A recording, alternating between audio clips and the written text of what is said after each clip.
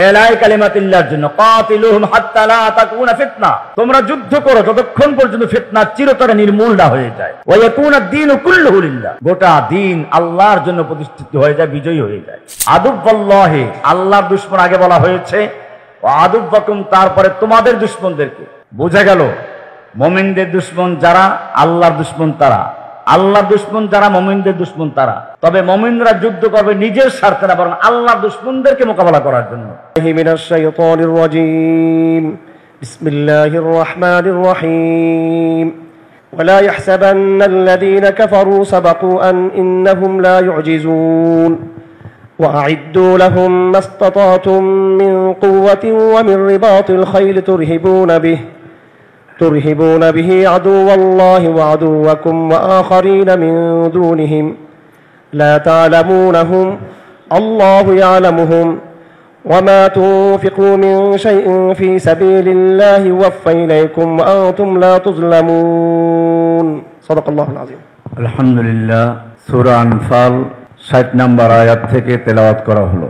প্রথমে আমরা এই আয়াতের অর্থ করব, এরপরে প্রয়োজনীয় তাফসীর পেশ করা হবে ইনশাআল্লাহ। ওয়া আইদ্দু, ইদাত থেকে তোমরা প্রস্তুত করো বা প্রস্তুতি গ্রহণ করো, লাহুম, তাদের উদ্দেশ্যে, তাদের মোকাবেলার জন্য, মাস্তাতাতুম, তোমাদের সাধ্যমতো, মিন কুওয়া, শক্তি, আমির রিবাতিল খাইল, এবং ঘোড়া প্রস্তুত করা, তুরহিবুনা বিহি আদুওয়াল্লাহি ওয়া আদুওয়াকুম, যার মাধ্যমে তোমরা ভীতি প্রদর্শন করবে তোমাদের শত্রুদেরকে, আল্লাহর শত্রুকে এবং তোমাদের শত্রুকে। ওয়া আখারিনা মিন দুনিহিম, আর তাদের ছাড়া আরো কিছু শত্রু আছে, লা তা'লামুনাহুম, যাদের তোমরা চিনো না, আল্লাহু ইয়ালামুহুম, আল্লাহ তাদের চিনেন। ওয়া মা তুনফিকু মিন শাইইন ফি সাবিলিল্লাহি ইউওয়াফা ইলাইকুম, তোমরা আল্লাহর রাস্তায় যা কিছু ব্যয় করবে তা পূর্ণভাবে তোমাদের আদায় করা হবে, পরিশোধ করা হবে। ওয়া আনতুম লা তুযলামুন, তোমাদের উপরে কোন রকম জুলুম করা হবে না। সূরা আনফাল 60 নম্বর আয়াত। এখানে প্রথম শব্দটি হচ্ছে ওয়া আইদ্দু, ইদাত। মুফাসসিরিনে কেরামগণ বলেন, ইন্নাল ইদাদ হুয়া আউয়ালু খুতওয়াতিন ফি তরিকিন নাসর ওয়া বুরহানুল জিদ্দিয়া ওয়া মিফতাহুত তামকিন, ফামান লাম ইউইদ ফাকাদ খালাফা আমরাল্লাহ ওয়া দায়্যা ইজ্জাল ইসলাম ওয়া আযাল্লা উম্মাতাহ। এদাদ হচ্ছে প্রস্তুতি গ্রহণ করা, হচ্ছে বিজয়ের প্রথম ধাপ। আউয়ালু খুতওয়াতিন ফি তরিকিন নাসর, বিজয়ের প্রথম ধাপ হচ্ছে এদাদ, প্রস্তুতি গ্রহণ করা। বুরহানুল জিদ্দিয়া, এটা আন্তরিকতার প্রমাণ। মিফতাহুত তামকিন, এবং এটা হচ্ছে প্রতিষ্ঠিত হওয়ার ক্ষমতার চাবিকাঠি। ফামান লাম ইউইদ, যে ব্যক্তি প্রস্তুতি গ্রহণ করা ছাড়া কোনো কাজ করতে গেল, ফাকাদ খালাফা আমরাল্লাহ, সে আল্লাহর নির্দেশের বিরোধিতা করল। ওয়া দায়্যা ইজ্জাল ইসলাম, সে ইজ্জতের সম্মানকে নষ্ট করল। ওয়া আযাল্লা উম্মাতাহ, এবং উম্মতকে সে অপমানিত করল। সালাতের জন্য যেরকম ওযুর প্রয়োজন, ওযুবিহীন সালাত হয় না, ঠিক তেমনি ভাবে আল্লাহর রাস্তায় যুদ্ধ করতে গেলে, জিহাদ করতে গেলেও এদাদ হচ্ছে তার পূর্ব শর্ত। সুতরাং যে ব্যক্তি ওযু না করে সালাতে দাঁড়ালো, সে আল্লাহর আদেশের বিরোধিতা করল। ঠিক এভাবেই প্রস্তুতি ছাড়া যারা আল্লাহর পথে যুদ্ধ জিহাদ করতে নামলো, তারা আল্লাহর নির্দেশের বিরোধিতা করলো। এই কারণে আল্লাহ সুবহানাহু ওয়া তাআলা সূরা তাওবার 46 নম্বর আয়াতে বলেছেন, ওয়ালাউ আরাদুল খুরুজা লাআদ্দু লাহু উদ্দা, যদি তারা সত্যিকারই আল্লাহর পথে বের হওয়ার জন্য ইচ্ছে করত, অবশ্যই তার জন্য তারা সামান প্রস্তুত করত। এদাদ। ইমাম ইবনে কাসির রাহমাতুল্লাহ আলাইহি বলেন, হাযিহিল আয়া আসলুন ফি উজুবিল ইস্তি'দাদ লিল আদুব্বি বিহাসবি তাকাতি ওয়াল ইমকান। কোরআনের এই আয়াতটি একটি মূলনীতি। আসলুন ফি উজুবিল ইস্তি'দাদ লিল আদুব্বি, শত্রুদের মোকাবেলা করার জন্য যে আয়াতগুলো প্রস্তুতি গ্রহণ করতে বলেছে তার মধ্যে এই আয়াতটি হচ্ছে প্রথম একটি মূলনীতি। এখানে বলা হয়েছে ওয়াইদ্দু লাহুম মাস্তাতাতুম মিন কুওয়া, সামর্থ্য অনুযায়ী শক্তি প্রস্তুত করো। আব্দুল্লাহ ইবনে আব্বাস রাদিয়াল্লাহু তাআলা আনহু বলেছেন, আল কুওয়া আস-সিলাহ ওয়া রিবাতুল খাইল আল ইস্তিদাদ আদ-দাইম। আমরা এগুলোর ব্যাখ্যা ইনশাআল্লাহ একটু সামনে করব। নেপোলিয়ান বিশ্ববিখ্যাত একজন সেনা কমান্ডার, তিনি বলেছেন, আন-নাসরু লাইসা লিমান ইয়ামলিকুল আদাদ বাল লিমান ইউইদ্দুল আসাদ। জয় সংখ্যা দ্বারা নয়, বরং শক্তিশালী প্রস্তুতির উপর নির্ভর করে। জর্জ ওয়াশিংটন তিনি বলেছেন, ইদাদুর রিজাল আহাম্মু মিন আদাদিহিম। মানুষের সংখ্যা নয়, বরং তাদের প্রস্তুতি বেশি গুরুত্বপূর্ণ। এদাদ, প্রস্তুতি। এরকম ভাবে আরো বড় বড় দার্শনিকদের কথা আছে। আল হারবু ইমতিদাদুন লিইস্তিহাহা বিওয়াসাইদিল উখরা ওয়ালা সিয়াসাতা বিদুন ইদাদ।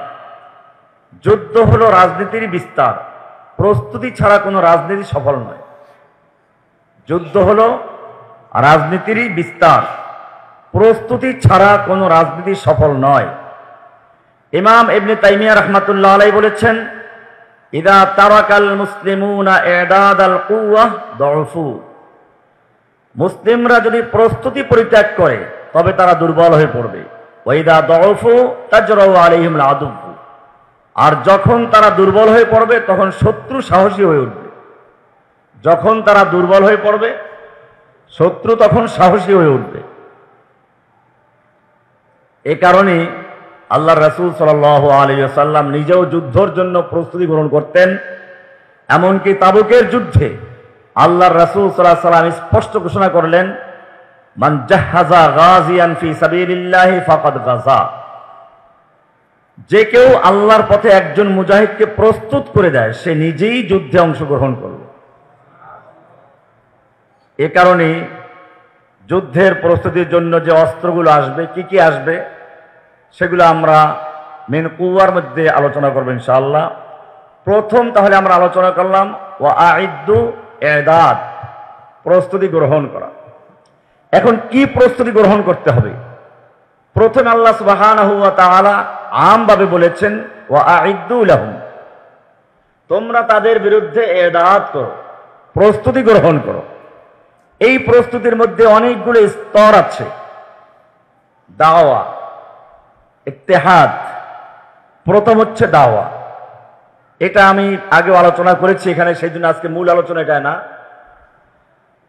তবুও যেহেতু একটা ধাপ, এটা ইসলামের বিজয়ের কতগুলো ধাপ আছে। প্রথম হচ্ছে দাওয়া,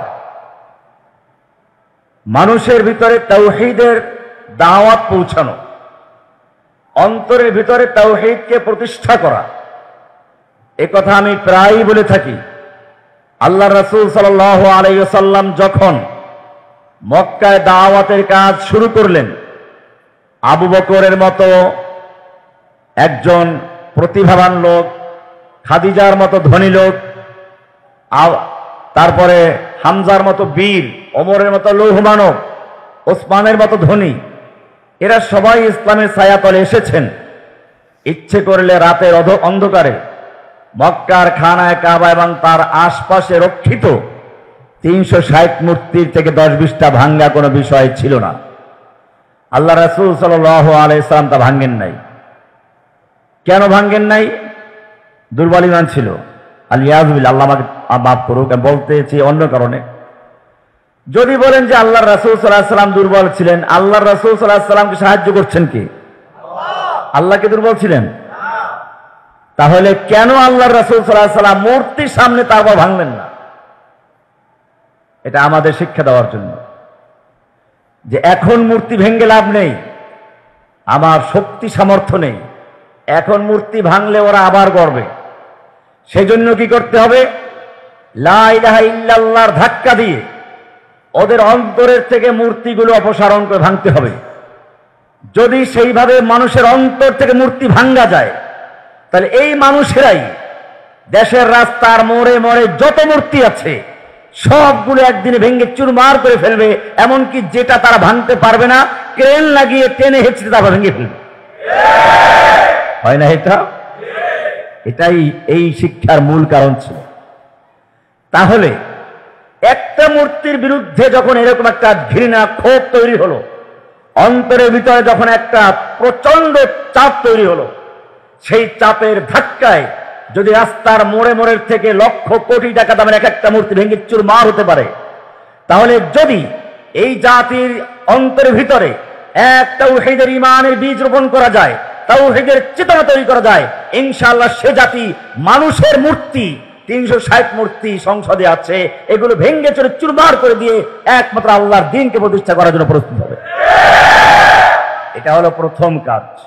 আর দাওয়ার কাজ বলতে গেলে অনেক সময় লেগে যাবে। আমি খুতবায় আসলে আরবিতে এগুলোই বলেছি।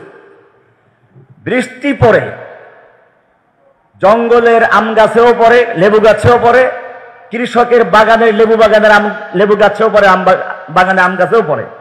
একই পানি জঙ্গলের আম গাছে, লেবু গাছে আর কোনো পরিচর্যার প্রয়োজন হয় না। বৃষ্টির পানি পেয়েছে, বাস তাজা হয়ে গেছে, ফসল ধরেছে। পক্ষান্তরে বাগানের গাছে যে লেবু হয়, আম হয়, তার পিছনে পানি দিতে হয়, আগাছা বরগাছা বাছাই করতে হয়, সার দিতে হয়, গোবর দিতে হয়, কীটনাশক দিতে হয়, কত কিছু দিতে হয়, স্তরে স্তরে খেদমত করতে হয়, তারপরে একই ফল ধরে। ঠিক মানুষের মধ্যেও দুই রকম মানুষ আছে। এক রকম মানুষ আছে বৃষ্টির পানি, ওহির বৃষ্টি হওয়ার সঙ্গে সঙ্গে তারা হেদায়েত কবুল করে নেয়। আবু বকর সিদ্দিক রাদিয়াল্লাহু তাআলা আনহুর উজ্জ্বল দৃষ্টান্ত। আর কিছু মানুষ আছে যাদেরকে তিলে তিলে কাজ করতে হয়, পরিচর্যা করতে হয়। আবু সুফিয়ান তার একজন জ্বলন্ত প্রতীক। ইসলাম কবুল করেছে কখন জেনে নেবেন, এটা আমার অন্য লেকচার আছে। আবু সুফিয়ান ইসলাম কবুল করেছে একেবারে মক্কা বিজয়ের আগ মুহূর্তে। তাহলে বুঝে গেল দাওয়াতি কাজ যারা করবে তাদের কোনো ক্লান্ত হওয়া যাবে না। আল্লাহ কোরআনে বলেছেন, ইন্না লাকা ফিন নাহারি সাবহান তাবিলা, আপনাকে দিনের বেলায় দীর্ঘ সাঁতার কাটতে হবে। নবীকে সাঁতার কাটতে বলা হচ্ছে, দীর্ঘ, তাও আবার ছোটখাটো পুকুরের সাঁতার না, নদীর সাঁতার না। দীর্ঘ সাঁতার মানে সাগরে যদি জাহাজ ডুবে যায় তখন তার সামনে দিগন্ত পানি থাকে, ওই সাঁতারকে বলে সাবহান তাবিলা। তো নবী সাঁতার কাটবেন কোথায়? মরুভূমিতে, সেখানে পানি আছে, এটা তাসবিহ। এখন আমি আসি, সাবহান শব্দটা আরো এক জায়গায় আছে। সেখানে বলা আছে ওয়াকুল্লুন ফি ফালাকিন ইয়াসবাহুন, চন্দ্র সূর্য গ্রহ নক্ষত্র আলোচনা করে সূরা ইয়াসিনে আল্লাহ বলেছেন ওয়াকুল্লুন ফি ফালাকিন ইয়াসবাহুন, প্রত্যেকে তাদের নিজ নিজ কক্ষপথে চলে, সাঁতার কাটে। তাহলে এই চন্দ্র সূর্য সাঁতার কাটে। কোরআনে আরেক জায়গায় বলা হচ্ছে আশ-শামসু ওয়াল কামারু বিহুসবান। এই আয়াতগুলোতে প্রমাণ করে সূর্যের যেমন চলতে থাকে ক্লান্তহীন ভাবে, চন্দ্র যেরকম ক্লান্তহীন ভাবে চলতে থাকে, ঠিক এরকম ভাবে এই চন্দ্র সূর্যের উদাহরণ হচ্ছে, সূর্য হচ্ছেন আল্লাহর রাসূল সাল্লাল্লাহু আলাইহি ওয়াসাল্লাম, আর চন্দ্র হচ্ছেন সাহাবায়ে কেরাম। বলা হয়েছে আসহাবিকান নুজুম, আমার সাহাবীরা তারকার মতো, যারা সূর্যের থেকে আলো গ্রহণ করে। আল্লাহর সুবহানাহু ওয়া তাআলা এভাবেই এই নবুয়তের বৃষ্টি দিয়ে, ওহির বৃষ্টি দিয়ে যখন মানুষের অন্তরের জমিনকে ভিজিয়ে দিলেন, আবু বকরের মতো লোকেরা সঙ্গে সঙ্গে তাওহীদ কবুল করেছেন। আর আবু সুফিয়ানদের মতো লোকদেরকে পরিচর্যা করতে হয়েছে। পরিচর্যা করতেছে যুদ্ধের ময়দানে। যতগুলো যুদ্ধ হয়েছে, বড় বড় যুদ্ধ, সবগুলোর হয়তো কমান্ডার ছিল, হয়তো কারণ ছিল সে। বদরের যুদ্ধের মূল নায়ক ছিল সে আসলে, আর অন্য যুদ্ধের সরাসরি কমান্ডার ছিল সে, নেতা ছিল সে। অনেক পরিচর্যার পরে সে ইসলাম কবুল করেছে। সুতরাং দাওয়াত আপনি বলতে পারবেন আমি ক্লান্ত হয়ে গেছি, তাহলে ছুটে গেলেন। যারা সাঁতার কাটে, যদি মাঝখানে হাত ছেড়ে দেয় ক্লান্ত হয়ে গেছি, তাহলে সে ডুবে যাবে, মরে যাবে। ক্লান্ত হওয়া যাবে না। সাবাহান তবিলা, গন্তব্যে না পৌঁছা পর্যন্ত তার হাত পা সবকিছুকে সচল রাখতে হবে। ঠিক একজন দায়ী যতক্ষণ পর্যন্ত আল্লাহর জমিনে আল্লাহর দিন বিজয়ী হবে, অতক্ষণ পর্যন্ত সে ক্লান্ত হবে না, শ্রান্ত হবে না, সে দুর্বল হবে না, চলতেই থাকবে। ফামা ওয়াহানু ওয়া কাআইয়িন মিন নাবিয়্যিন কাতালা মাআহু রাব্বিয়ুনা কাসীর, তারা নবীর সঙ্গে যুদ্ধ করেছেন। ফামা ওয়াহানু লিমা আসাবাহুম ফি সাবিলিল্লাহি ওয়া মা দাউফু ওয়া মাস্তাকানু, দুর্বল হন নাই, হীনমন্য হন নাই, তারা অসহায় হন নাই। আল্লাহ তাআলা তাদেরকে স্থির রেখেছে। দীর্ঘ সাঁতার কাটতে হবে। এক লোক তার বন্ধুকে দাওয়াত দিচ্ছে, বারবার দাওয়াত দেওয়ার পরও সে অন্যায় কাজ থেকে বিরত হচ্ছে না। হলফ করলো আল্লাহ তোকে ক্ষমা করবেন না, আল্লাহ লা ইয়াগফিরু লাক, আল্লাহ ক্ষমা করবেন না। আল্লাহ তাআলা বললেন তুই আমার বিরুদ্ধে কসম করতে কি? আল্লাহ সুবহানাহু ওয়া তাআলা ডেকে বললেন আমি তাকে ক্ষমা করে দিলাম আর তোকে জাহান্নামে দিলাম। তোর সমস্ত আমল বরবাদ করে তোকে জাহান্নামে দিলাম আর ওই লোকটাকে আমি ক্ষমা করে দিলাম।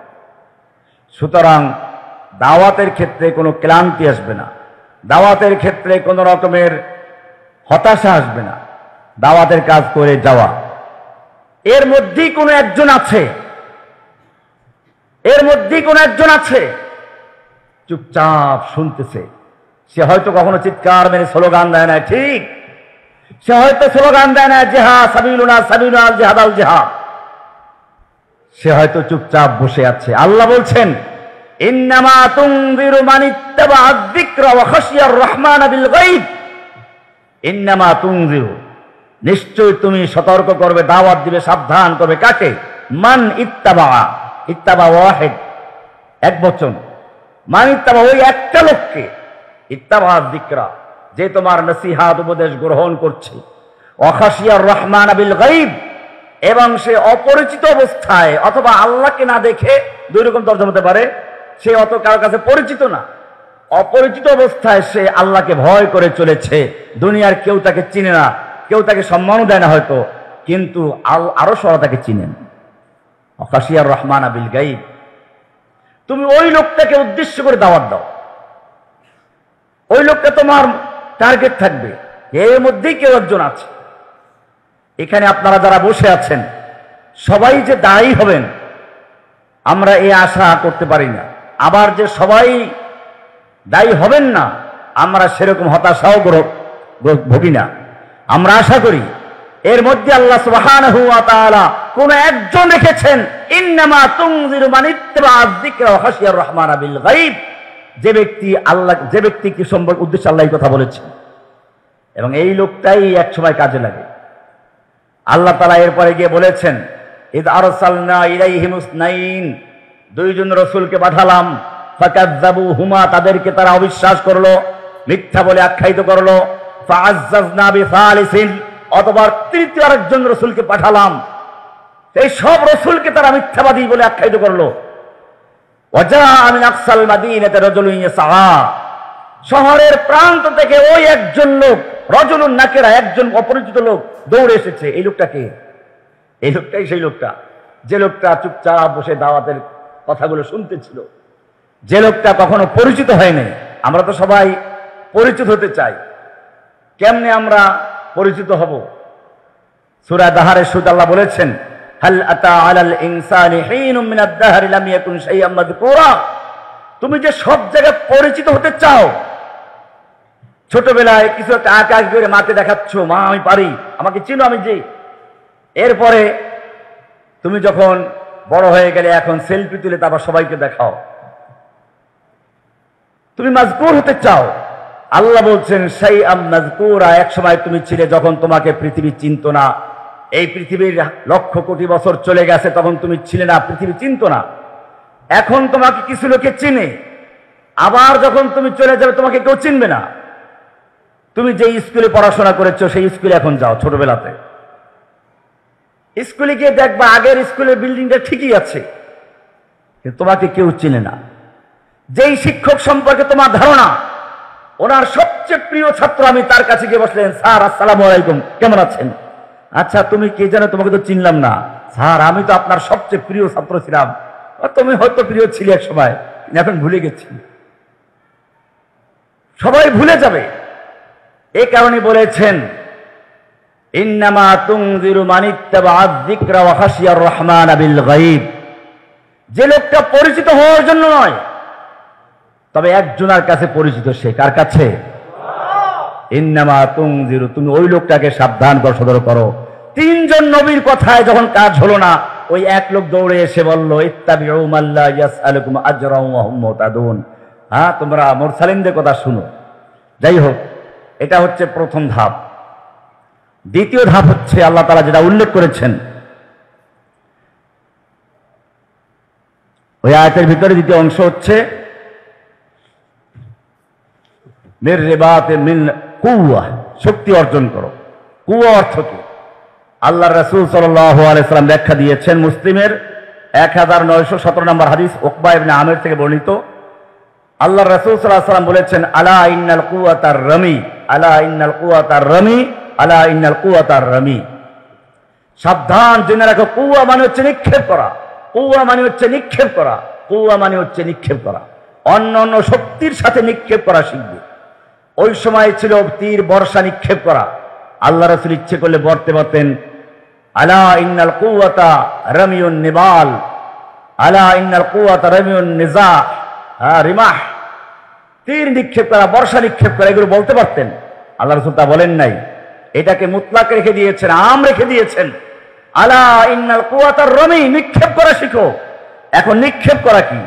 মুহাদ্দিসিনে কেরাম, মুফাসসিরিন লিখেছেন আওয়াস সাওয়ারিখুল বাঈদাতুল মুদা, ব্যালিস্টিক মিসাইল, ওয়াস সাওয়ারিখুল মুওয়াজ্জাহা ওয়াত তায়রাত বিদুনে তাইয়ার, ড্রোন, ওয়াত তায়রাতুল হারবিয়্যা আল মুকাতিলা, ফাইটার জেটস, ওয়াল গাওয়াসাত আন নববিয়্যা, নিউক্লিয়ার সাবমেরিন, ওয়াস সাওয়ারিখুল হারারিয়্যা ওয়াল লিব্রাজিয়্যা, আল কানাবিলা নববিয়্যা ওয়াল হাইড্রোনিজিয়্যা, নিউক্লিয়ার বোম।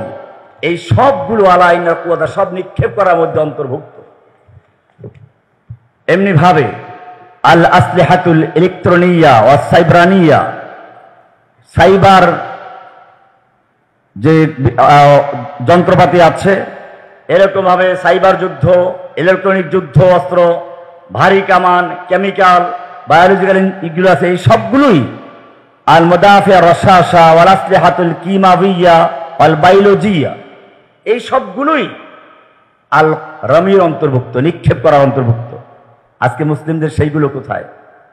মুসলিমরা যুদ্ধ করেছে নিজেরা নিজেরা, আর ইহুদিদের থেকে অস্ত্র ক্রয় করেছে, এবং এখন পর্যন্ত সে অস্ত্র দিয়ে মুসলমানরা এখন তাদের অস্ত্র কিনে টাকাগুলো দিয়ে দেয়। মাথার ঘাম পায়ে ফেলে কাজ করে এখন পর্যন্ত মুসলিম দেশগুলো তাদের সব টাকাগুলো দিয়ে দেয় অস্ত্র, আর অস্ত্রগুলো ক্রয় করে কার থেকে? অথচ আল্লাহ সুবহানাহু ওয়া তাআলা পরিষ্কার বলে দিয়েছিলেন আইদ্দু লাহুম মাসাতাতুম মিন কুওয়া, আর কুওয়ার ব্যাখ্যা দিচ্ছেন আল্লাহ রাসূল সাল্লাল্লাহু আলাইহি ওয়াসাল্লাম। আর রামিউ, নিক্ষেপ করা শিখো।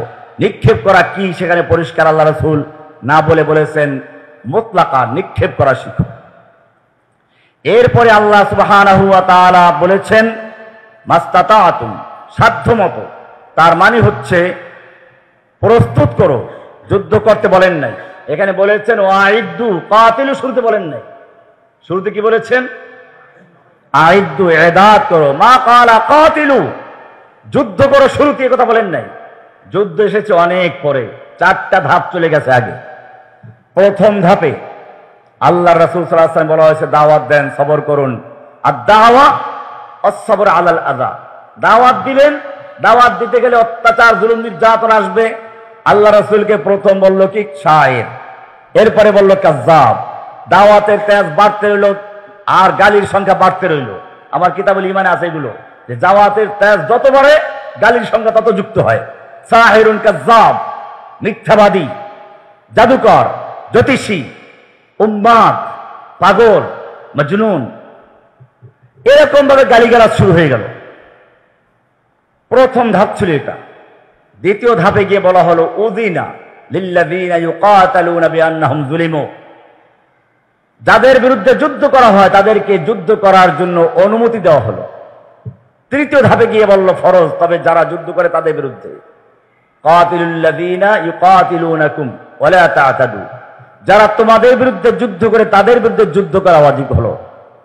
চতুর্থ ধাপে গিয়ে বলা হলো কাতিলুল্লাযীনা লা ইউমিনুনা বিল্লাহি ওয়ালা বিল ইয়াউমিল আখির ওয়ালা ইউহাররিমুনা মা হাররামাল্লাহ ওয়ালা ইয়াদীনুনা দীনাল হাক্কি মিনাল্লাযীনা উতুল কিতাবা। এখন যুদ্ধ হবে কিসের জন্য? আল্লাহর দ্বীনকে বুলন্দ করার জন্য, এলাই কালিমাতিল্লাহর জন্য। কাতিলুহুম হাত্তা লা তাকুনা ফিতনা, তোমরা যুদ্ধ করো যতক্ষণ পর্যন্ত ফিতনা চিরতরে নির্মূল না হয়ে যায়। ওয়া ইয়াকুনা দ্বীনু কুল্লুহু লিল্লাহ, গোটা দিন আল্লাহর জন্য প্রতিষ্ঠিত হয়ে যায়, বিজয়ী হয়ে যায়। এগুলো অনেক পরে। প্রথম ধাপটা ছিল ওয়াইদু, এদাত করো। কাতিলু শুরুতে বলা হয় নাই। তারপরে বলেছেন মাস্তাতাতুম, তোমরা শক্তি অর্জন করো, তাও ধীরে ধীরে শক্তি অর্জন করো। শক্তি তোমাকে অর্জন করতেই হবে। এরপরে আল্লাহ রাসূল সাল্লাল্লাহু আলাইহি ওয়াসাল্লাম আল্লাহ তাআলা বলছেন মির রিবাতিল খাইল, ঘোড়া প্রস্তুত করো। ঘোড়া কেন বলা হলো? ইমাম ইবনে জারীর তাবারী বলেছেন আর রিবাত ওয়া ইদাদুল খাইল ওয়া তাকঈদুহা ফি সাবিলিল্লাহি লিল কিতাল। রিবাতুল খাইল হচ্ছে ঘোড়া পালা প্রস্তুত করা আল্লাহর রাস্তায় যুদ্ধ করার জন্য। কুরতুবী রাহমাতুল্লাহ বলেছেন আনতুরবাতা আল খাইল লিল জিহাদ ওয়া তুলাফা ওয়া তুহাইয়া ওয়া তুদাররাবা আলাল কিতাল। ঘোড়া ক্রয় করা, ঘোড়াকে ঘাস খাওয়ানো, ঘোড়াকে প্রশিক্ষণ দেওয়া, ঘোড়াকে শক্তিশালী করা এ রিবাতুল খাইলের অন্তর্ভুক্ত। এই ঘোড়ার ভিতরে কতগুলো জিনিস আছে এখানে আল্লাহ তাআলা ইঙ্গিত করেছেন। রিবাতুল খাইল এর জন্য কি কি প্রয়োজন? রিবাতুল খাইলের জন্য প্রয়োজন আছে ইসরাউল খাইল ওমা ইয়াহিল্লু মাহাল্লাহা মিন ওয়াসাইলিত তানাক্কুল ওয়াল ইহতিহাম, ঘোড়া কিনা অথবা এর সাথে আধুনিক যানবাহন যা তার বিকল্প হিসেবে বর্তমানে আছে এগুলো ক্রয় করা। ঘোড়া এবং ঘোড়ার বিকল্প বর্তমান পর্যন্ত যা আছে। 2 নাম্বার এদাদুল ইস্তাবালাত ওয়া মাসানিউন নিআল ওয়াল লুজুম আসরুজ, ঘোড়ার জন্য লাগামের প্রয়োজন হয়। লাগাম প্রস্তুত করার জন্য কারখানা তৈরি হবে। এরকম ঘোড়ার জন্য ঘোড়ার পায়ে লোহার পাত বসাতে হয়, নতুবা দেখা যাবে ঘোড়া যখন দৌড়ায় পাথর ঢুকে পড়বে, কাঁটা ঢুকে পড়বে, ঘোড়ার পা নষ্ট হয়ে যাবে। সেই জন্য ঘোড়ার পায়ে এক ধরনের লোহা বসাতে হয়, নাল বলে ওটাকে, নাল। আমি দেওবন্দে দেখেছি, মাদ্রাসার পাশেই একটা এলাকা আছে, এলাকার নাম হচ্ছে নাল বন্ধ এলাকা। মানে ওই এলাকার লোকদের কাজই ছিল ঘোড়ার পায়ে এই নাল পরানো, লোহাটাকে গরম করে এরপরে ঘোড়ার পা পরিষ্কার করে নিচে ওর সাথে লাগিয়ে দেয়, আগুন জ্বলে যায়, ধোঁয়া বের হয়ে যায়। তো এগুলো করা, আস্তাবল তৈরি করা। তাহলে ঘোড়া কিনতে টাকার প্রয়োজন আছে, ঘোড়ার রাখার জায়গা, ঘোড়ার জুতা পরানোর ব্যাপার, এরপরে ঘোড়ার লাগাম পরাতে হবে, এরপরে ঘোড়ার জিন লাগাতে হবে। এই সবগুলোই ঘোড়ার মির রিবাতিল খাইল অন্তর্ভুক্ত। এরপরে আসবে এদাদুল ফারিস আল্লাযী ইয়ামতাতিহা ওয়া তাদরিবুহু আলাল ফুরুসিয়্যা, ঘোড় সওয়ার প্রস্তুত করা, তাকে প্রশিক্ষণ দেওয়া, ঘোড়া চালাবে, ঘোড়ায় বসা। ঘোড়া তো কিনলেই হবে না, ঘোড়া যখন দৌড় দিবে তখন দেখা যাচ্ছে তার উপরে লোকটা পড়ে বেহুশ হয়ে পড়ে আছে, এই জন্য তাকে প্রশিক্ষণ দিতে হবে, এটার অন্তর্ভুক্ত। এরকম তাওফিরুত তাআমি ওয়াল আলাফ ওয়াল ইনায়া বিল বাতরিয়া, ঘোড়ার খাবার, চারা, পশু চিকিৎসা ইত্যাদি ব্যবস্থা করতে হবে। এরপরে তাদরিবুল খাইল আলাল জারি ওয়াল ওয়াসাব ওয়া ইকতিহামিল হাওয়াজিস ওয়া তাআতান লিরাকিব, এরকম ঘোড়াকে দৌড় শিখানো, বাধা অতিক্রম করা, আনুগত্য শিখানো। তাহলে আনুগত্য মানুষকে না, ঘোড়াকেও আনুগত্য শিখাতে হয়। যুদ্ধের ময়দানে আমাদের হারুন জাহাজ সাহেব বলেছেন আনুগত্য এটা খুব গুরুত্বপূর্ণ বিষয়। আপনারা দেখেছেন আল্লাহ রাসূল সাল্লাল্লাহু আলাইহি ওয়াসাল্লাম 50 জন লোককে ওহুদের যুদ্ধে এক জায়গায় নির্ধারণ করে দিয়েছিলেন আর বলেছিলেন যুদ্ধে জয় পরাজয় যাই হোক তোমরা জায়গা ত্যাগ করবে না। দেখা গেল কমান্ডার যতই বললেন, লোকেরা বলল যুদ্ধ শেষ হয়ে গেছে, সবাই গনিমতের মাল সংগ্রহ করছে, আমরাও যাই। তারা ঘাঁটি ছেড়ে চলে গেল। খালিদ বিন ওলীদ তখন ইসলাম কবুল করেন নাই, ওই জায়গা দিয়ে বারবার আক্রমণ করার চেষ্টা করেছিলেন, ব্যর্থ হয়েছেন। কিন্তু যখন দেখলো যে জায়গা ফাঁকা আছে, মাত্র 8-10 জন লোক আছে, ওখানে তড়িৎ আক্রমণ করে শেষ করে দিয়ে তারা মাথায় ঢুকে পড়ল। এরপরে একদিক থেকে মুসলিমদের পিছন থেকে আক্রমণ, একদিকে সামনের লোকগুলো ঘুরে গেছে, মুসলিমরা সেই যুদ্ধে মারাত্মক বিপর্যয়ের সম্মুখীন হলেন, আল্লাহর রাসূল নিজে রক্তাক্ত হলেন, দান শহীদ হলো। এই শেষ পর্যায়ে এসে একটু আল্লাহর রাসূলের হুকুমের আনুগত্যের ব্যতিক্রম হওয়ার কারণে তো মানুষকে যেরকম আনুগত্য শেখাতে হয়, যুদ্ধের ময়দানে ঘোড়াকেও শেখাতে হয়। এজন্যই তো আল্লাহ বলেছেন ফাওয়াসাতনা বিহি জামা, একটা ঘোড়া নামে একটা সূরাই আছে, বলে আদিয়াতে দাবহা ফালমুরিয়াতে কদহা ফালমুগীরাতে সুবহা ফাআসারনা বিহি নাকা ফাওয়াসাতনা বিহি জামা। এরপর আল্লাহ বলেছেন ইন্নাল ইনসানা লিরাব্বিহি লাকানুদ, মানুষ বড় তার রবের অকৃতজ্ঞ। এটা কেন বলেছেন? ঘোড়া তার মালিককে সামান্য খাবার দেয়, ঘাস খাওয়ায়, ভুসি খাওয়ায়। এই সামান্য ঘাস খাওয়ায়, ভুসি খাওয়ায়, এর কারণে ঘোড়া তার মালিকের এত আনুগত্য করে, সে যুদ্ধের ময়দানে শত্রুদের মাঝখানে গিয়ে ঢুকে পড়ে, আক্রমণ করে। আল্লাহ তাআলা এটার প্রশংসা করেছেন। এই ঘোড়াকেও প্রশিক্ষণ নিতে হয়। এরপরে আসে তাসনিউল মারাফিকুল মাসানিদা কাল মাদারিসিল আসকারিয়া ওয়াল মাদামির তাদরিবিয়া ওয়াল মুস্তাশফিয়াতিল বিহতারিয়া, এই সবগুলো প্রশিক্ষণ দেওয়া। সামরিক স্কুল, এই ঘোড়া প্রশিক্ষণ দেওয়ার স্কুল, এগুলো থাকতে হবে। তো এটা আছে মির রিবাতিল খাইল। এরপরে আছে তুরহিবুনা বিহি আদুব্বাল্লাহি ওয়া আদুব্বাকুম। ওই সময় ছিল ঘোড়া, বর্তমানে ঘোড়া নেই। বর্তমানে সময় কি আসবে? ট্যাঙ্ক চালানো, যুদ্ধ জাহাজ চালানো, ড্রোন তৈরি করা, এগুলো অন্তর্ভুক্ত মির রিবাতিল খাইল। এরপর আল্লাহ বলছেন তুরহিবুনা বিহি আদুব্বাল্লাহি ওয়া আদুব্বাকুম, যার মাধ্যমে তোমরা আল্লাহর দুশমনদেরকে এবং তোমাদের দুশমনদেরকে ভীত সন্ত্রস্ত করে রাখবে। বোঝা গেল ভীত সন্ত্রস্ত করাও একটা ঈমানের দায়িত্ব। আদুব্বাল্লাহি, আল্লাহর দুশমন আগে বলা হয়েছে, ও আদুব্বাকুম তারপরে তোমাদের দুশমনদেরকে। বোঝা গেল মুমিনদের দুশমন যারা, আল্লাহর দুশমন তারা। আল্লাহর দুশমন যারা, মুমিনদের দুশমন তারা। তবে মুমিনরা যুদ্ধ করবে নিজের স্বার্থে না, বরং আল্লাহর দুশমনদেরকে মোকাবেলা করার জন্য। এই কারণে আদুব্বাল্লাহি আগে উল্লেখ করা হয়েছে আল্লাহর দুশমনদেরকে। আল্লাহর দুশমন দুই রকম, আমাদের দুশমন দুই রকম। একদল হচ্ছে প্রকাশ্য শত্রু, সেটা হচ্ছে যেটা আয়াতে উল্লেখ করা আছে তুরহিবুনা বিহি আদুব্বাল্লাহি ওয়া আদুব্বাকুম, যার মাধ্যমে তোমরা ভীত সন্ত্রস্ত করে রাখবে আল্লাহর দুশমনদেরকে এবং তোমাদের দুশমনদেরকে। এই দুশমন হচ্ছে ইহুদিরা, এই দুশমন খ্রিস্টানরা, এই দুশমন হচ্ছে মুশরিকরা, এই দুশমন মুনাফিকরা, এই দুশমন হচ্ছে প্রকাশ্যভাবে যারা নাস্তিক মুরতাদ ইসলামের বিরুদ্ধে কথা বলে তারা। এরপরে আল্লাহ বলছেন ওয়া আখারিন, আরেক দল আছে মিন দুনিহিম লা তা'লামুনাহুম, আরেক দল শত্রু আছে যাদেরকে তোমরা চিনো না। ওরা ছিল প্রকাশ্য দুশমন। আরেক দল শত্রু আছে যারা প্রকাশ্য নয়, যাদেরকে তোমরা চিনো না, আল্লাহ তাআলা চিনেন। এরা কারা? এরা হচ্ছে আল জাওয়াসিস আল্লাযীনা লা তুরিফু উজুহাহুম। আল জাওয়াসিস গোয়েন্দা, আল্লাযীনা লা তুরাফু উজুহুম, যাদের চেহারা জানা যায় না। গুপ্তচর, এজেন্ট, যাদেরকে চিনা যায় না। দুই নম্বর আল ইলামুল মুদাল্লিল আল্লাযী ইয়াজরাউ সুম ফিল আসাল, ওই সকল মিডিয়া, টিভি চ্যানেল যারা গোপনে ইসলাম বিরোধী প্রচারণা চালায়, যারা মধুর মধ্যে বিষ ঢেলে দেয়। আপনারা দেখেছেন ঢাকায় দিনে দুপুরে একটা লোককে পিটিয়ে হত্যা করা হয়েছে। লোকটা দাঁড়িয়ে আছে, নামও তার সোহাগ, কিন্তু ওর ছোটবেলার নাম আছে। প্রত্যেকেই তো ছোটবেলার নাম থাকে। চেহারা সুন্দর ছিল হয়তো, সেজন্য তার মা তাকে ডাকে লাল চাঁদ। প্রথম আলো কৌশলে তার মূল নামটা বাদ দিয়ে ছোটবেলার সেই নামটা লাল চাঁদ নিয়ে সংবাদ করেছে, লাল চাঁদকে পিটিয়ে হত্যা করেছে, অর্থাৎ হিন্দু।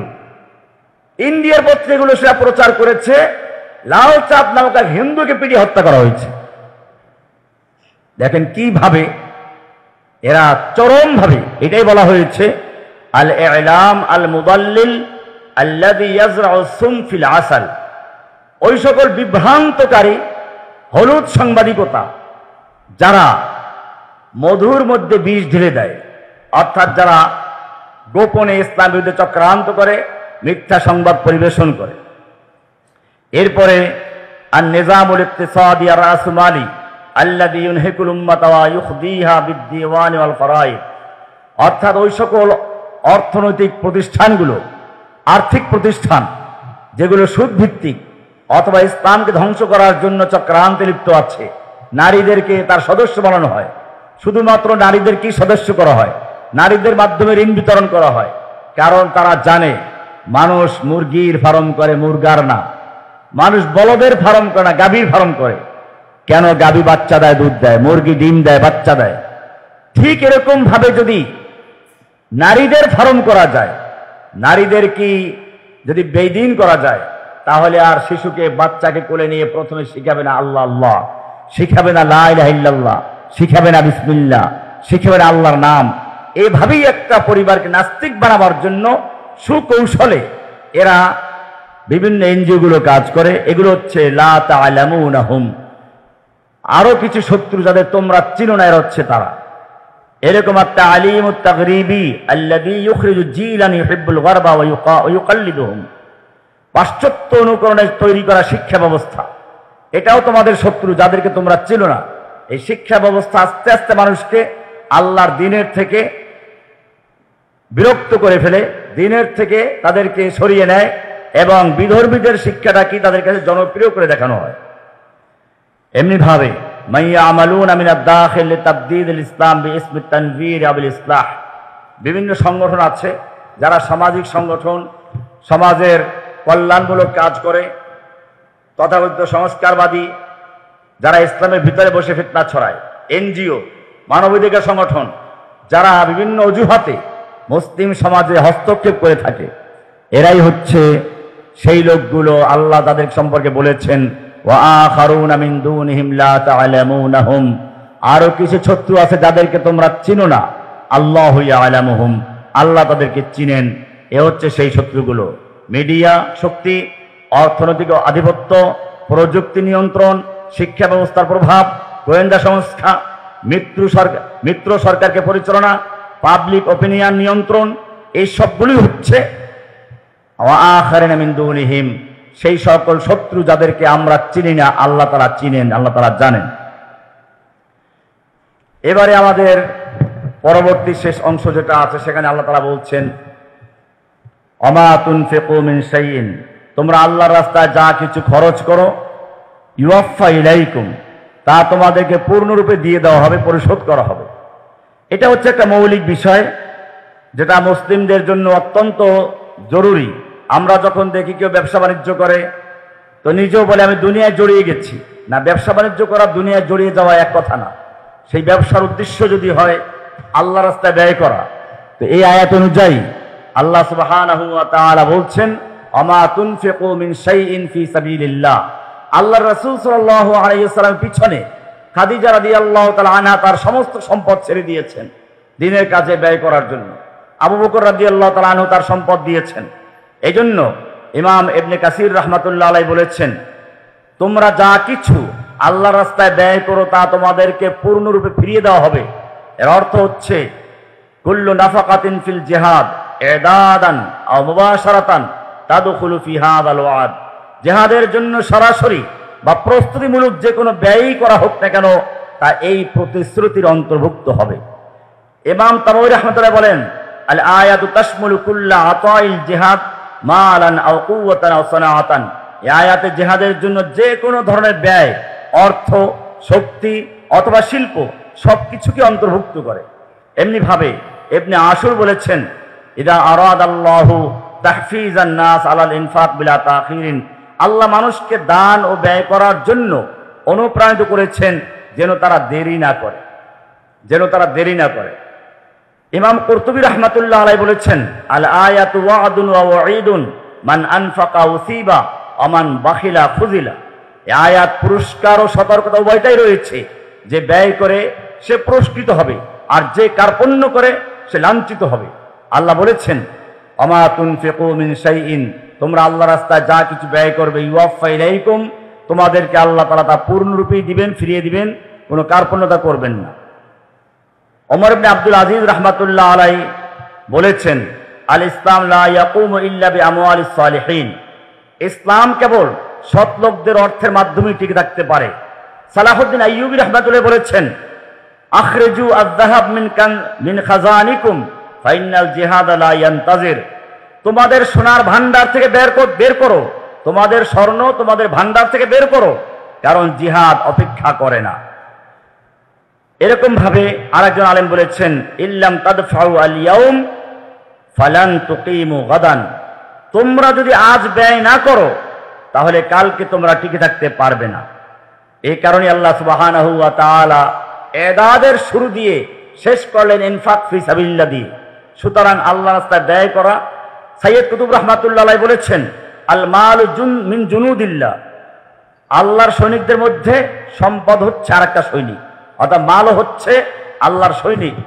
এরকম ভাবে শাইখ মোহাম্মদ আল গাজালি, আবু হামিদ মোহাম্মদ আল গাজালি তিনি উল্লেখ করেছেন, লা ইউনতাসারু আলাল বাতিল ইল্লা বিমালিন মুমিনিন ওয়া দামিন মুজাহিদিন ওয়া দুআইন সাদিকিন, মুমিনের অর্থ, মুজাহিদের রক্ত আর সত্যিকারের দোয়া ছাড়া বাতিলের উপরে বিজয় লাভ করা সম্ভব নয়।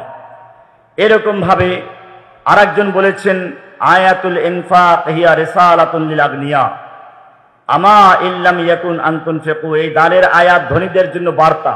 এখনই কি সময় হয়নি তোমাদের আল্লাহর পথে দান করার জন্য? আমা আনা লাকুম আন তুনফিকু, তোমাদের কি সময় হয় না আল্লাহর রাস্তায় ব্যয় করার জন্য? এরপরে আরেকজন বলেছেন, আল আদুব্বু ইয়াসনাউর রাসাসা ওয়া নাহনু নাশতারিহা বিফুলুসিজ যাকাত। কথাটা খুবই গুরুত্ব, আবার শোনেন, যারা আরবি বুঝেন মজা পাবেন। আল আদুব্বু ইয়াসনাউর রাসাসা ওয়া নাহনু নাশতারিহা বিফুলুসিজ যাকাত, শত্রুরা গুলি তৈরি করে, রসাস তৈরি করে, আর আমরা যাকাতের টাকায় তা কিনি। শত্রুরা গুলি তৈরি করে, আমরা যাকাতের টাকায় সেগুলো কিনি। এ কারণেই অমুসলিমদের মধ্যেও যারা যারা বড় বড় যোদ্ধা ছিলেন, যেমন একজন যোদ্ধা নেপোলিয়ান বলেছেন, একজন ক্ষুধার্ত সৈনিক যুদ্ধে জিততে পারে না। তিনি আরো বলেছেন, একটি সেনাবাহিনী তার পেটের উপর নির্ভর করে, খাদ্য অর্থ ছাড়া কিছুই চলে না। আরেকজন বলেছেন, যে অর্থ নিয়ন্ত্রণ করে সে রাজনীতিও নিয়ন্ত্রণ করে, যে অর্থ নিয়ন্ত্রণ করে সে রাজনীতিও নিয়ন্ত্রণ করে। এটা আমরা দেখি বর্তমানে শিক্ষা নিয়ন্ত্রণ করে ইহুদিরা, এরকম অর্থ নিয়ন্ত্রণ করে ইহুদিরা, অস্ত্র নিয়ন্ত্রণ করে ইহুদিরা, আর এইগুলো যে নিয়ন্ত্রণ করবে রাজনীতি, সে নিয়ন্ত্রণ করবে। রাজনীতিবিদরা চাঁদা নেয় কার থেকে? ব্যবসায়ীদের থেকে। তাহলে যদি আপনি আমাকে টাকা দেন, আপনার টাকা আমি চলি, তাহলে আমি আপনার কথা মানতে বাধ্য। তাহলে রাজনীতিবিদরা টাকা নেয় কার থেকে? ধনীদের থেকে। এরকম যোদ্ধারা অস্ত্র কেনে কার থেকে? যারা তৈরি করে তাদের থেকে। তাহলে আমরা দেখলাম অর্থ, অস্ত্র, শিক্ষা এগুলো যারা নিয়ন্ত্রণ করে, রাজনীতি তারা নিয়ন্ত্রণ করে, রাজনীতি যারা নিয়ন্ত্রণ করে, দুনিয়া তারাই নিয়ন্ত্রণ করে। এই কারণেই আজকে আমাদের মনে রাখতে হবে আয়াত অত্যন্ত গুরুত্বপূর্ণ। ওয়াইদ্দু লাহুম মাস্তাতাতুম মিন কুওয়া, তোমরা প্রস্তুত করো, এদাত করো, মাস্তাতাতুম, তোমাদের সাধ্যমতো। এদাদের মধ্যে আমরা বলেছি অনেকগুলো ধাপ আছে। এরপরে আল্লাহ নিজেই ব্যাখ্যা দিয়েছেন, কুওয়াত, শক্তি সামর্থ্য অর্জন করো। সেই শক্তি হচ্ছে অর্থনৈতিক শক্তি, সেই শক্তি হচ্ছে অস্ত্র তৈরি করার শক্তি, সেই শক্তি হচ্ছে শিক্ষা নিয়ন্ত্রণ করার শক্তি। সবকিছুই নিয়ন্ত্রণ করতে হবে। এরপরে বলা আছে অমির রিবাতিল খাইল, আতফ আনা হয়েছে কেন? তার মানে এটা আলাদা, এটা আবার আরেকটা পার্ট। অমির রিবাতিল খাইল, ঘোড়া প্রস্তুত করো। এটার উপর আলোচনা করেছি, ঘোড়া প্রস্তুত করার মানেটা কি। ঘোড়ার মধ্যে ঘোড়ার আস্তাবল আছে, ঘোড়ার পায়ে জুতো পরাবার জন্য নাল লাগবে, তার জন্য কারখানা লাগবে। ঘোড়ার পিঠে জিন লাগবে, তার জন্য কারখানা লাগবে। ঘোড়া প্রশিক্ষণ রাখার জন্য জায়গা লাগবে। ঘোড়া যারা চালাবে তাদের প্রশিক্ষণ লাগবে, ঘোড়াকে প্রশিক্ষণ দিতে হবে। এই সবগুলো মিলে হচ্ছে মের রিবাতিল খাইল। এরপরে ঘোড়া বর্তমানে কি আছে, তার জায়গায় বিকল্প কি আছে, এগুলো অন্তর্ভুক্ত। এরপরে বলেছি এগুলো দিয়ে কি হবে। আল্লাহ বলছেন তুরহিবুনা বিহি আদুওয়াল্লাহি আদুওয়াকুম, তোমার যদি এই শক্তিগুলো থাকে তাহলে তোমাকে এর মাধ্যমে আল্লাহর শত্রু এবং তোমাদের শত্রুকে ভিতর সন্ত্রস্ত করে রাখবে। শত্রু আমাদেরকে ভয় পাবে। আর যদি আমাদের এগুলো কিছুই না থাকে, আমাদের ভয় পাবে না। আপনারা লক্ষ্য করেছেন হেফাজত ছাত্ররা জীবন দিয়েছে, তাতে কি সরকারের পতন হয়েছে? বিদেশিরা কি সমর্থন দিয়েছে? দেয় নাই। এরকম ভাবে এদেশে কত আন্দোলন হয়েছে, কিন্তু যখন স্কুলের ছাত্ররা জীবন দেওয়া শুরু করেছে, তখন দুনিয়ার সব দিকের সমর্থন তাদের পক্ষে। কারণটা কি জানেন? কি হয়েছিল এখানে? এখানে মধ্যবিত্তদের সন্তানরা জীবন দিয়েছে, এখানে এলিট ফ্যামিলির লোকদের ছেলেদের জীবন গেছে। তখনই মিডিয়াগুলো সব পক্ষে চলে আসছে।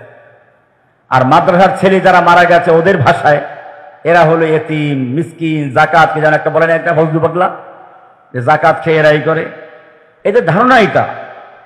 এখন যদি আপনি ইসলামের জন্য কাজ করতে চান, আপনাকে এই জাতির মনের ভিতর থেকে এই ধারণাকে পাল্টে দিতে হবে। সেজন্য শক্তি অর্জন করতে হবে, সব রকমের শক্তি।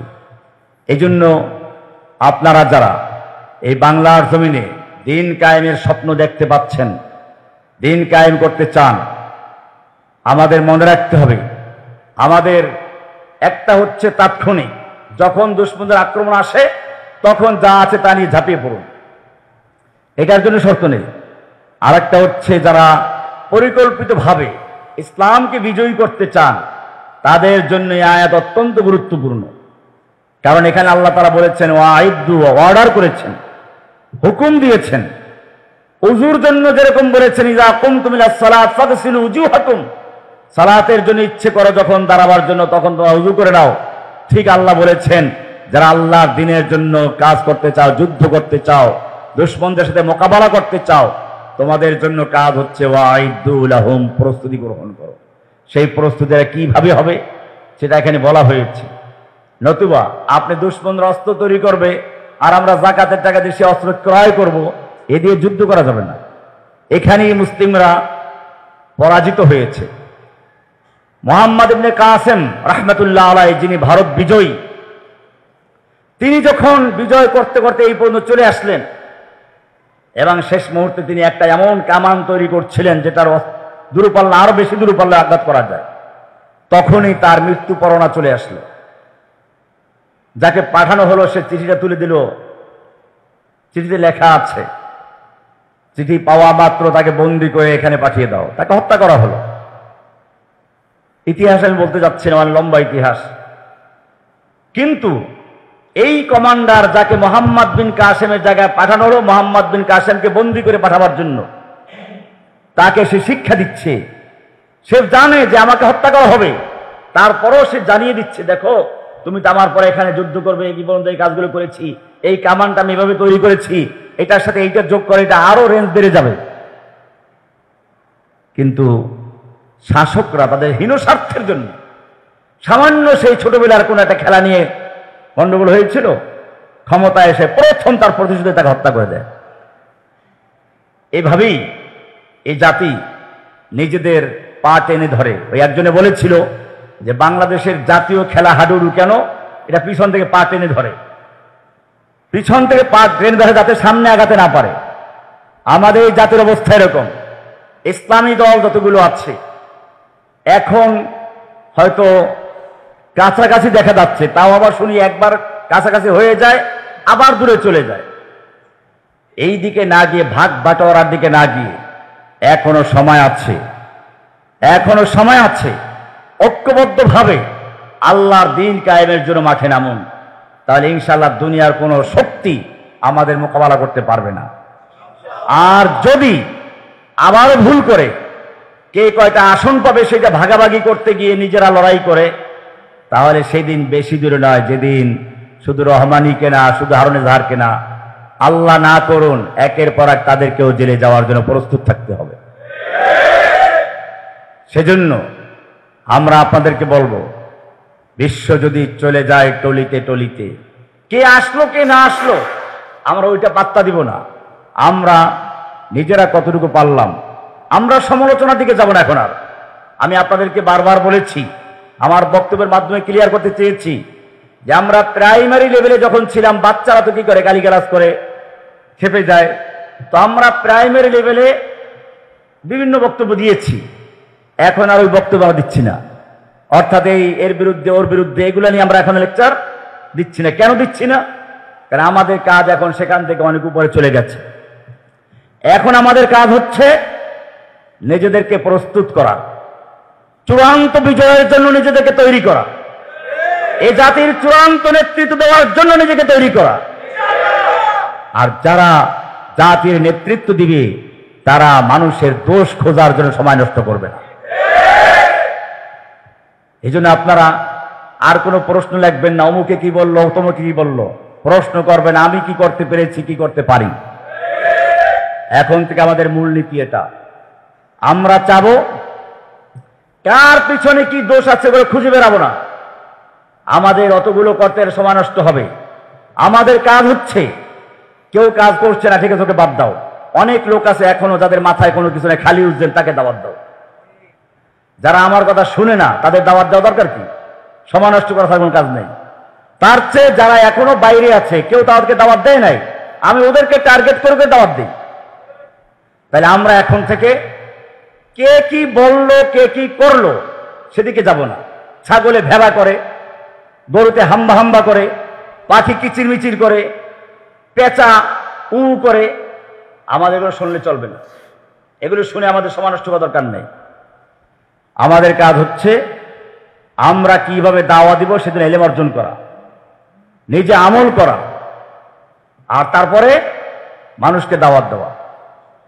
এখন কে গণতন্ত্র করলো কেন, আমরা গণতন্ত্র বিরুদ্ধে পরিষ্কার বলে দিচ্ছি যে গণতন্ত্র এটি কুফরি মতবাদ। গণতন্ত্র একটি, তাহলে প্রথম কাজ হচ্ছে আমার আকীদা এটা ক্লিয়ার করা যে গণতন্ত্র একটা কুফরি মতবাদ। 2 নম্বর হচ্ছে এটা আমল করা। গণতন্ত্রের সাথে আমাদের কোনো সম্পর্ক নাই, আমরা গণতান্ত্রিক কোনো প্রক্রিয়া আমরা যাব না। 3 নম্বর কাজ হচ্ছে তার বিকল্প, তার ইসলামের পদ্ধতিটা কি তা পরিষ্কার করে দেওয়া। ইসলামের পদ্ধতি কি তা পরিষ্কার করে দেওয়া এবং সেটার জন্য মানুষকে প্রস্তুত করা। ইনশাআল্লাহ যদি আমরা সেভাবে কাজ করি, এই চট্টগ্রাম অঞ্চলের জন্য এতগুলো লোকের প্রয়োজন হয় না, এর চেয়ে কম লোকেরাও এর চেয়ে বেশি কাজ করেছে। আপনারা তো অনেক।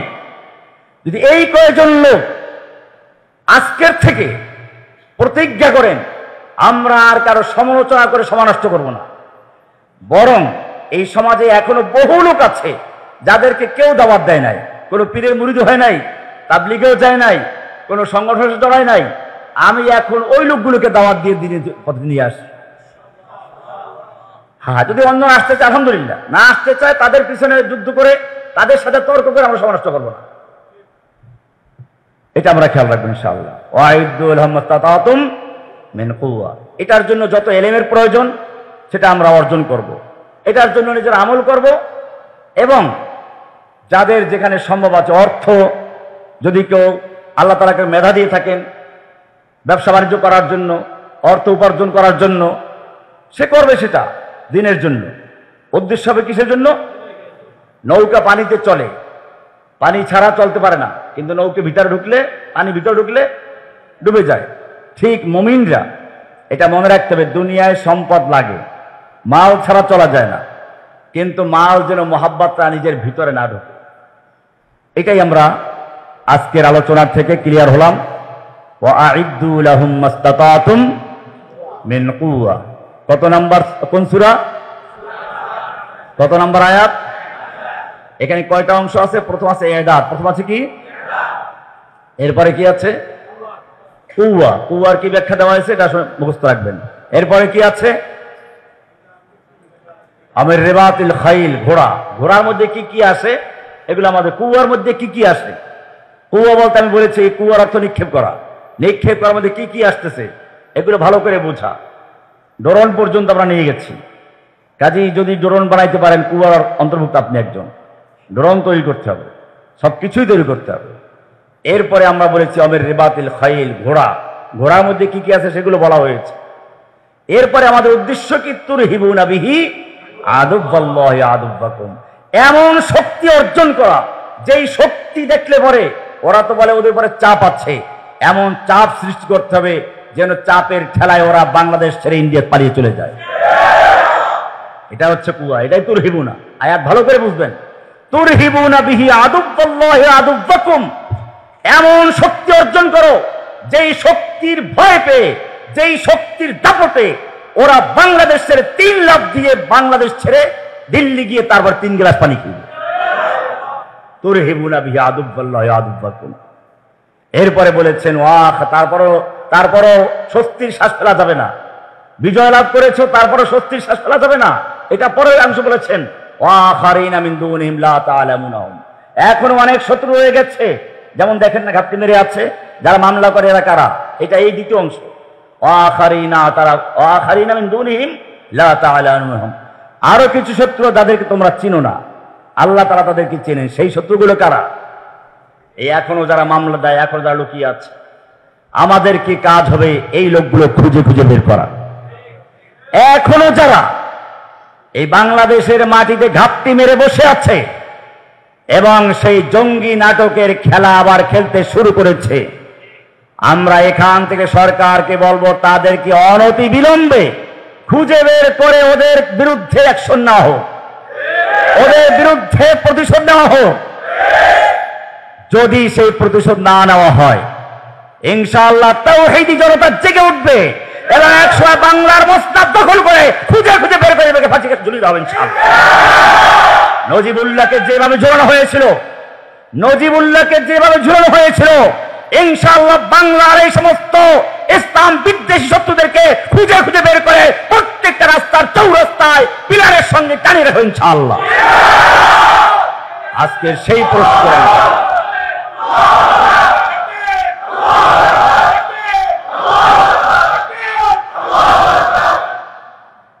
সেই প্রস্তুতির জন্য আপনাদেরকে তৈরি থাকতে বলা হচ্ছে। প্রস্তুতি গ্রহণ করতে থাকুন ইনশাআল্লাহ। আমরা মাঠে আছি, ইনশাআল্লাহ থাকব। কিন্তু আপনাদেরকে চাই, আমি দুপুরে 3টা গ্রুপের কথা বলেছি। আজান হয়ে গেছে নাকি? দুপুরে 3টা গ্রুপের কথা বলেছিলাম। এক গ্রুপ তার নেতাকে বলেছে তুমি আর তোমার রব গিয়ে যুদ্ধ করো, আমরা বসে পড়লাম। আর এক গ্রুপ তাদের নেতাকে দাওয়াত দিয়ে হত্যা করেছে, কুফাবাসী।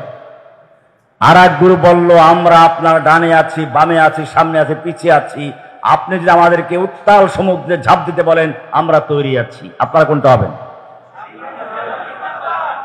নাকি মরনে ওয়ালোं के पीछे भागने वालों के आगे? मरने वालों के आगे भागने वालों के पीछे। এটাই আমাদের কাজ। अब हमारा एक ही काम, इंतकाम इंतकाम। अब हमारा